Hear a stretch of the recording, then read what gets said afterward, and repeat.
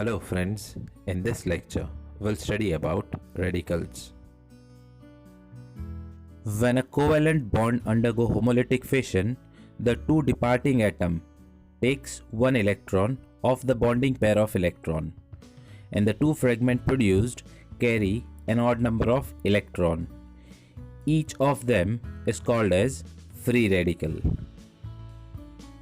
The reactivity of free radical is due to the tendency of odd electrons to pair up with another available electron.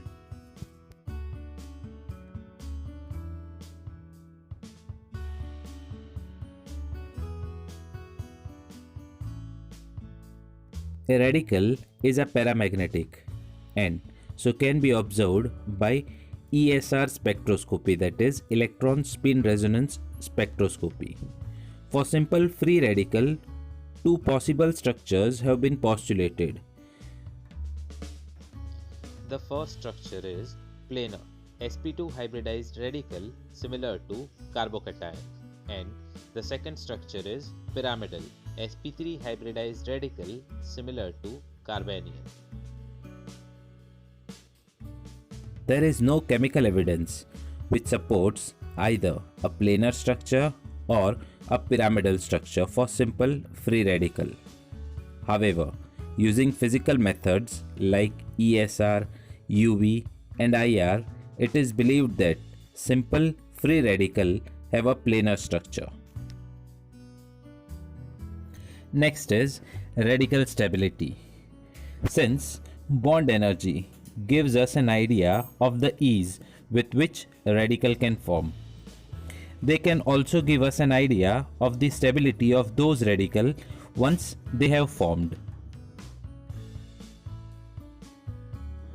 Over here, when molecule XY dissociates to radical X and Y, delta G is energy required to homolize the bond. Greater the value of delta G means stronger is the bond. And when these two radical X and Y recombine to form a molecule XY, at that time energy is released. So that energy delta G is released in combining the radical. Greater the value of delta G, it indicates that radicals are more unstable. If we compare the strength of bonds between the same atom, for example carbon and hydrogen in different molecules, then it is observed that carbon-hydrogen bond decreases in strength in RH, where R goes from primary to secondary to tertiary. Tertiary alkyl radical are therefore more stable radical than methyl radical. Carbon-hydrogen bond next to conjugation group such as allyl or benzyl are particularly weak. So we can say that allyl and benzyl radical are more stable.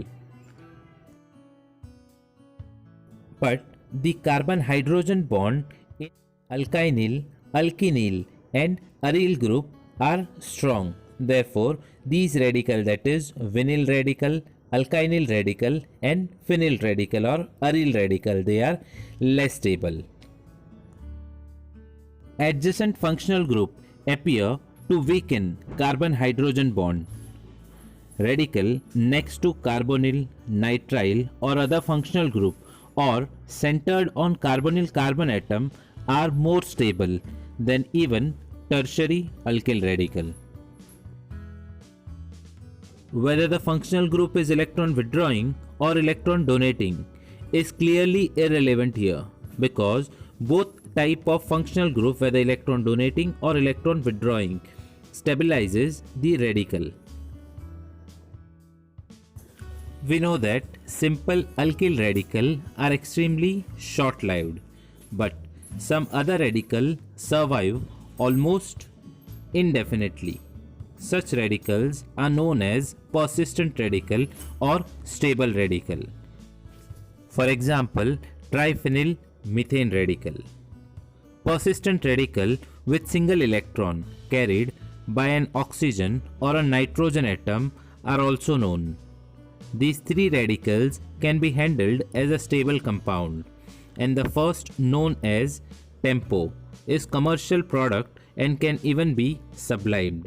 Tempo is tetramethyl piperidine N oxide.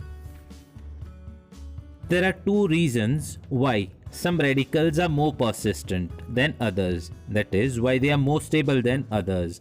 First is steric hindrance and other is electronic stabilization.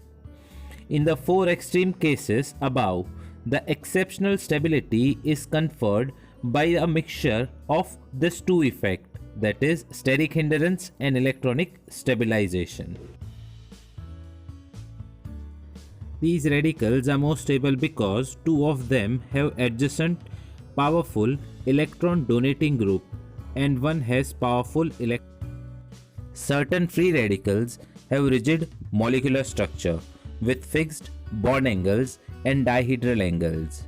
These are known as bridgehead free radicals and have pyramidal structure. This has been supported on the basis of physical and chemical evidence. Methods used for generation of free radicals are photolysis, thermolysis, and redox reactions.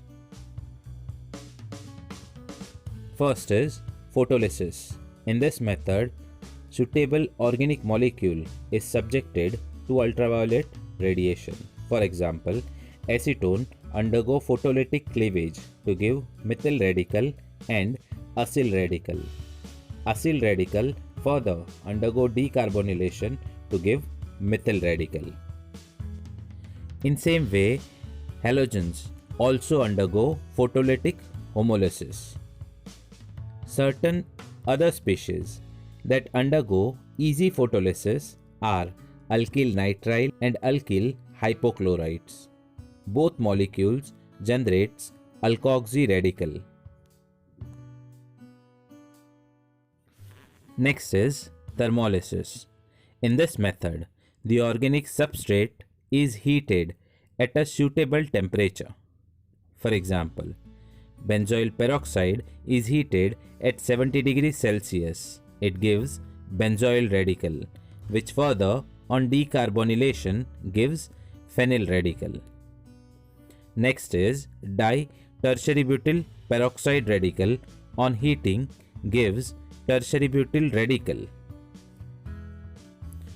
In similar manner, isobutyl nitrile when heated at 40 degrees Celsius, it gives isobutyl nitrile radical. Benzoyl peroxide and isobutyl nitrile are called as radical initiator. The radicals generated by them are responsible for the propagation of polymer chain. Then third method is redox reaction.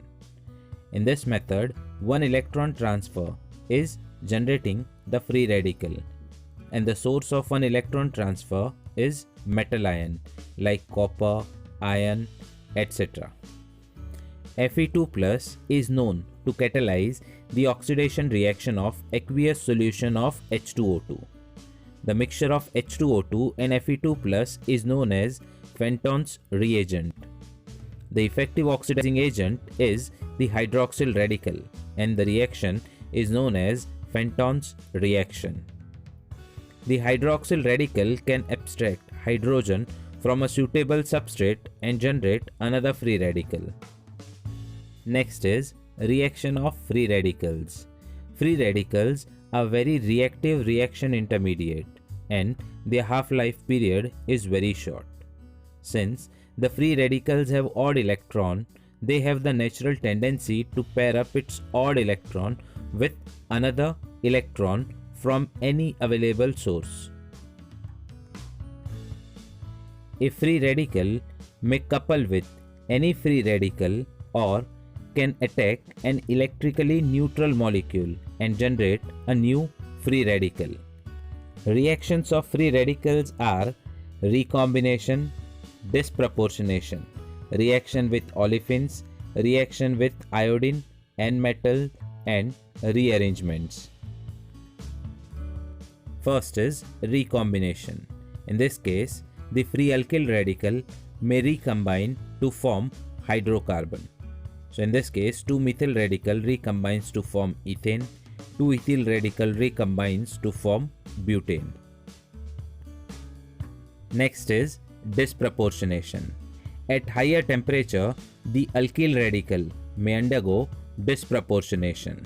Over here, ethyl radical undergo disproportionation to give ethylene and ethane.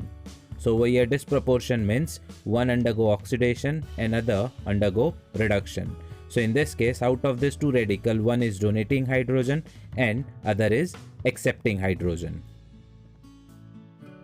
Next is reaction with olefins. Alkyl radical react with olefin to form new radical. Over here, methyl radical reacts with alkene, that is ethene, to form propane radical, and the newly formed propane radical can further adds on to another olefin, that is another alkene, to give further radical. Next is reaction with iodine and metals. Alkyl radical may combine with iodine or other elements to form alkyl derivative.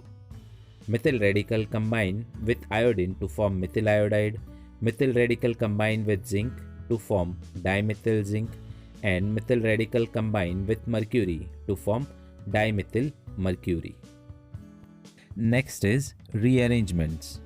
In this case, the free radical undergo rearrangements involving 1,2 shift of aryl group via bridgehead intermediate.